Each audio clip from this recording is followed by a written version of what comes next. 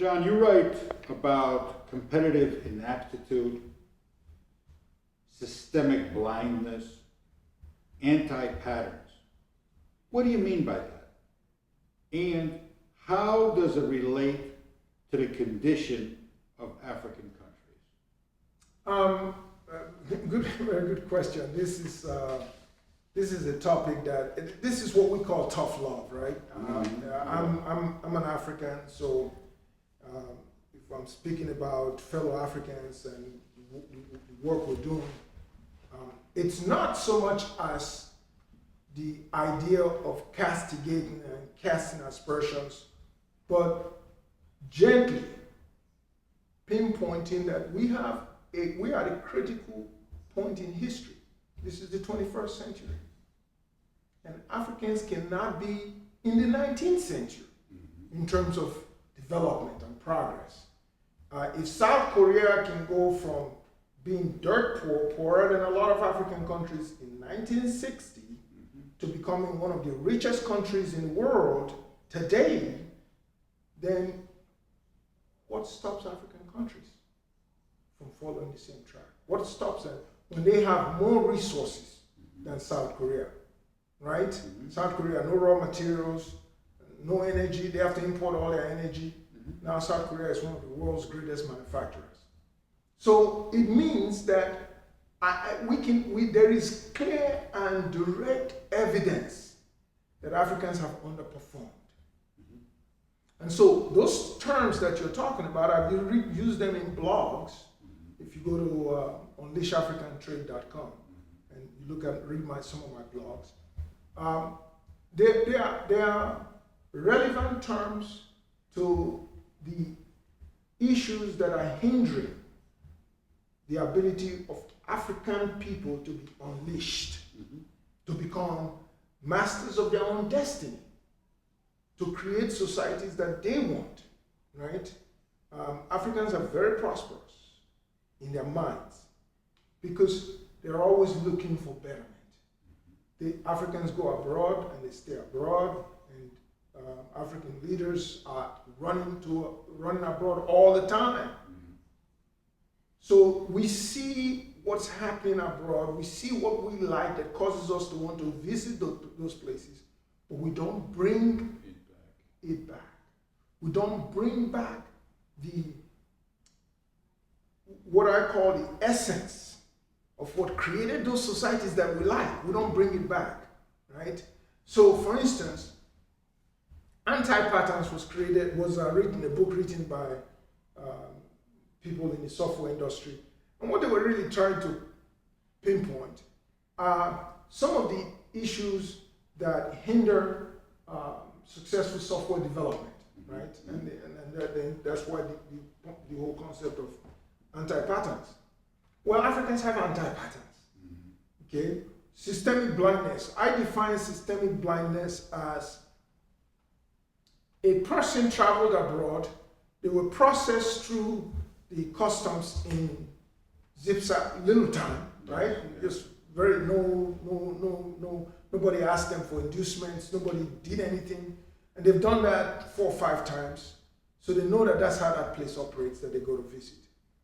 But they come home and they find in their own country, it takes hours to be processed through customs, and in the process, everybody that they think has money is, strip searched almost, and money is extorted from them, but they do nothing about it because they believe that that's the way it is, that's the way it's always going to be, right?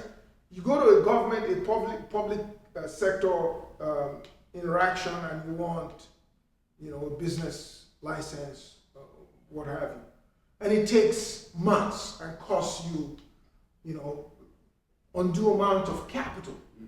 A person starting a business has to now devote capital that they should be spending on that business to giving inducements, already putting that company or that business behind the 8 ball, and they haven't even started. And people see that and they realize that that's what's going on. They do nothing about it. That's what I refer to as systemic blindness.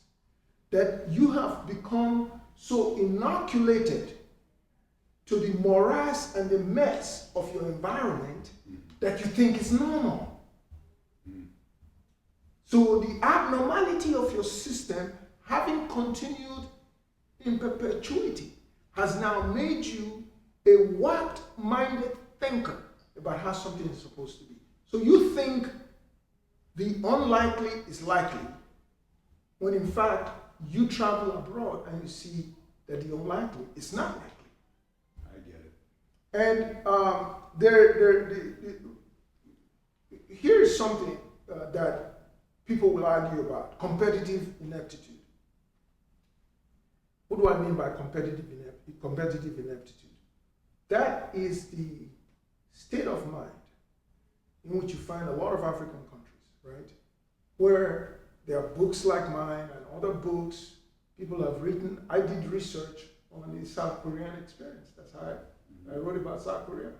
I did research on the Singaporean experience. I read Lee Kuan Yew's book and others that have been written about him, and read about Dr. Goh Keng Swee. So African leaders choose to remain ignorant. Now, we would like to see how many of them will actually read this book, and then if they like the ideas, make it required reading for all their departments, because it's relevant to every single department of government in every African country, right? So this is a good test, right? It's a good litmus test. This is a book written by an African that's saying, hey, why don't you look at the way South Korea did what they did, you know, and copy. Because if you copy success, you become successful. Yes. Okay? And so competitive ineptitude is where a person recognizes that they are not performing to the level that they should be, yet they refuse to seek answers. It's not that the answers are not there, but they refuse to seek answers. Which brings me to an important point. In this book, in the beginning of the book, we talk about the Incas and the Aztecs. This is germane to Africans.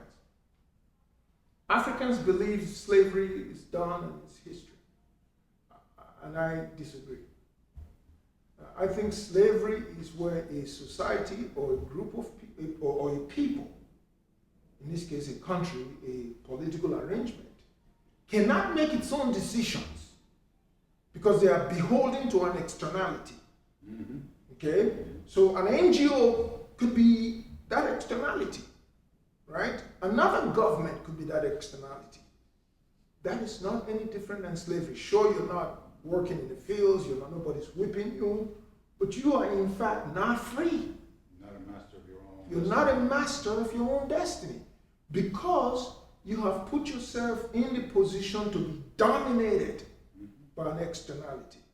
And so Africans think that, well, African leaders think that there is no consequence for failing to improve your circumstances.